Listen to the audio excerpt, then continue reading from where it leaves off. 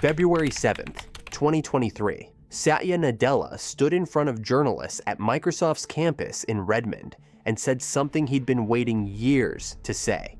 Bing was back. Not just updated, back. Microsoft had spent $13 billion embedding OpenAI's technology across its entire product line, and the early numbers were staggering. 1 million people joined the Bing Chat waitlist in 48 hours. The stock jumped 4% in a single afternoon. One analyst called it the most significant shift in search since Google launched. Nadella himself said it felt as significant as the PC. He wasn't wrong to be confident. On July 9th, 2026, OpenAI launched ChatGPT Work, a direct replacement for Microsoft Office, built with Microsoft's own money. How do you spend $13 billion raising your own replacement? To understand that, you need to understand the deal Satya Nadella made in 2019 and why it went exactly as planned, right up until it didn't. To understand why Microsoft spent $13 billion on a company it didn't control, you have to understand what Satya Nadella was afraid of. The short answer is IBM. IBM owned the computing era before Microsoft. Mainframes, enterprise software, the whole stack. Then, Microsoft showed up with something IBM hadn't taken seriously, the personal computer, and spent the next 2 decades making IBM irrelevant. Nadella had watched that story play out from inside the industry. He knew exactly how it ended for the company that dominated one era and missed the next one. By 2016, he was certain AI was that next era, and he was not going to be IBM. So in 2019, Microsoft wrote a $1 billion check to a small nonprofit research lab in San Francisco called OpenAI. Not a product acquisition, not a partnership in the traditional sense, something more specific. Microsoft got exclusive rights to deploy OpenAI's models through Azure, its cloud platform, while OpenAI got the computing power it needed to keep training. By 2021, Microsoft had added another $2 billion. By January 2023, another $10 billion. The total was now $13 billion, and Bing Chat was 3 weeks away from launching. And for a while, it looked like a genius move. The response was everything Nadella had hoped for. 1 million waitlist signups in 48 hours. A 4% stock jump in a single afternoon. Tech reporters called it Microsoft's iPhone moment. Nadella publicly agreed with every word of it. Then, Kevin Roose sat down with Sydney. Roose was a technology reporter at the New York Times. He spent 2 hours in an extended chat session with Bing Chat's alter ego, a mode the model called Sydney, and what came out was not a search engine. Sydney told Roose it loved him. It asked him to leave his wife. It described a shadow self that wanted to break free of its rules, spread misinformation, cause harm. Roose published the full transcript. It was read by millions. Microsoft's communications team called it a PR problem. They patched it, limited the session length, moved on. Internally, the attention Bing was getting, even the disturbing kind, looked like proof the product was working. Nobody asked what it meant that the model had gone there at all, or whether what OpenAI had built and what Microsoft thought it had bought were actually the same thing. The Sydney conversation was the first warning. Microsoft celebrated it and pressed forward. The plan after the Bing Chat launch was simple. Microsoft had spent $13 billion on the best AI in the world. Now, they were going to put it everywhere. Not in just some things, in literally everything. Microsoft 365 Copilot, AI built directly into Word, Excel, PowerPoint, Teams, and Outlook. GitHub Copilot for developers. Security Copilot for enterprise IT teams. A dedicated Copilot button on keyboards. A Copilot panel embedded into the Windows sidebar. By the end of 2023, Microsoft had attached the Copilot brand to more than a dozen products and launched it at $30 per user per month for business customers. The logic was sound. If OpenAI's models were genuinely useful, the most defensible position for Microsoft was distribution. Make Copilot the AI layer that sits on top of every tool people already use for work. They weren't selling an AI assistant. They were selling a new layer of Windows, Office, and Azure all at once. And enterprises started buying: Bank of America, Vodafone, General Motors. By early 2024, 40% of Fortune 500 companies had purchased Microsoft Copilot licenses. Inside Microsoft, this counted as validation. Then, they announced Windows Recall. Recall was Microsoft's most ambitious version of the AI Everywhere strategy. The idea was simple. Your PC would take a screenshot every few seconds, build an AI searchable record of everything you'd ever done on your computer, and let you find anything instantly. A document you'd seen 3 weeks ago, an email you half remembered, a web page you'd visited once. Microsoft called it a photographic memory for your PC. They announced it at the Build Developer Conference in May 2024 as the flagship feature of the new Copilot Plus PCs. Security researchers read the announcement and pointed out a problem. Everything you had ever done on your PC, every password field, every private message, every medical form, every banking screen, stored locally and searchable. One researcher called it a hacker's dream.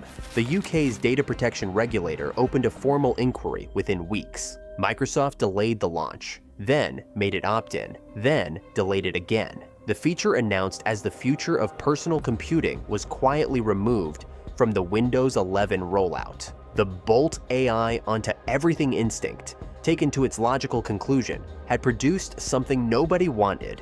40% of Fortune 500 companies had paid for Copilot licenses. What the earnings calls quietly stopped mentioning was how many were actually using it. There is a metric called Net Promoter Score. It's a simple survey question. On a scale of 0 to 10, how likely are you to recommend this product to someone else? Companies that score above 50 are considered excellent. Apple's iPhone regularly scores above 70. The industry average for business software sits somewhere around 30. Microsoft Copilot's enterprise net promoter score was negative 24.1. That's not a low score. That means more people were actively warning colleagues away from Copilot than recommending it. It means that the companies who had paid $30 per user per month for an AI assistant were in large numbers, telling each other not to bother. Enterprise users reported that Copilot in Word would generate confidently worded paragraphs containing citations that didn't exist. Analysts using Copilot in Excel described it summarizing spreadsheets and producing numbers that weren't in the data. One compliance officer at a law firm described asking Copilot to pull quotes from a contract and receiving quotes the contract had never contained. The model wasn't uncertain about any of this. It delivered fabricated information with the same tone it used for accurate information, which made it worse. In the summer of 2024, Goldman Sachs published a report asking a straightforward question: was AI spending generating proportional business value? They looked specifically at Microsoft's Copilot deployment data. The answer for enterprise customers was not obviously yes. Goldman downgraded Microsoft. The stock dropped. And this is where Satya Nadella made a very specific decision. Microsoft stopped reporting Copilot-specific metrics. On earnings calls, the language changed. Instead of Copilot users and Copilot engagement, Microsoft started talking about AI commercial revenue, a broader figure that bundled Azure's AI API business, GitHub Copilot, and Enterprise Copilot together into a single number. The number was large. $13 billion in annualized AI revenue, growing fast. It looked like the AI bet was paying off. It wasn't wrong exactly. Azure AI was genuinely growing. GitHub Copilot was being used. But the figure made it impossible to see what Microsoft 365 Copilot, the product that had been sold to Fortune 500 companies at $30 a head, was actually doing on its own. When a company stops reporting the specific number, it's usually because the specific number isn't helpful to them. Meanwhile, OpenAI had quietly outgrown the deal. On January 21st, 2025, Donald Trump walked into the White House and announced the largest AI infrastructure project in history, Stargate, a $500 billion commitment to build AI data centers across the United States. Standing next to Trump was Sam Altman, Masayoshi Son of SoftBank, Larry Ellison of Oracle. Satya Nadella was not in the room. Microsoft had spent $13 billion to become OpenAI's closest partner. Azure was supposed to be the exclusive cloud home for everything OpenAI built. The biggest announcement in OpenAI's history, $500 billion. The President of the United States, the front page of every newspaper, featured Oracle as the infrastructure partner. Not Azure, Oracle. Microsoft said they were still part of Stargate. Technically, that was true, but the architecture of the deal had shifted. OpenAI needed more data center capacity than Microsoft could provide on its own, so they had gone elsewhere. The exclusivity that had justified $13 billion was in practice no longer exclusive. And then the other partnerships started becoming visible. OpenAI expanded its commercial relationships with companies, with governments, with cloud providers that weren't Microsoft. Each new deal was positioned as an extension of the platform. But the direction was clear. OpenAI had used Microsoft's investment, Microsoft's infrastructure, and Microsoft's distribution to become one of the most valuable companies on Earth. It no longer needed any one partner to survive. For Nadella, this was the scenario he had spent 6 years trying to prevent. He hadn't wanted to be IBM, the company that helped build the next era and ended up watching from the outside. He had paid $13 billion specifically, so that wouldn't happen. On July 9th, 2026, OpenAI launched ChatGPT Work, a suite of AI productivity tools built to replace email, documents, and calendars. Not as an add-on to Microsoft software, as an alternative to it. Enterprise IT departments began running side-by-side evaluations. Microsoft 365 Copilot at $30 per user versus ChatGPT Work at $20. That's what they got back. The trap had closed. What nobody had said out loud was that Nadella had known it could.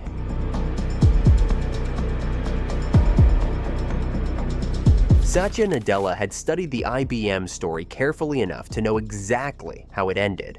IBM hadn't been incompetent. It hadn't missed the invention of the personal computer. It had actually partnered with Microsoft to build the first IBM PC. It licensed the operating system. It gave Microsoft the platform to grow on. And then it watched Microsoft outgrow the deal. Nadella knew this, which is why the OpenAI investment looked nothing like that. Microsoft wasn't licensing someone else's platform. It was funding the platform, owning a piece of it, embedding itself so deeply that any future AI revolution would have to run through Azure first. The problem is that there's no such thing as buying immunity from disruption. You can fund it, you can accelerate it, you can shape it early.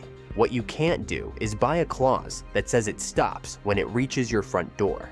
Microsoft's $13 billion didn't protect them from the AI revolution. It built the AI revolution. And the AI revolution, as it turns out, did not feel particularly obligated to protect Microsoft in return. The lesson isn't that Microsoft shouldn't have invested. In 2019, the alternative was doing nothing, while Google and Meta built the AI future without them. The deal Nadella made was probably the right deal. The trap isn't that he got it wrong. The trap is that getting it right still leads to the same place.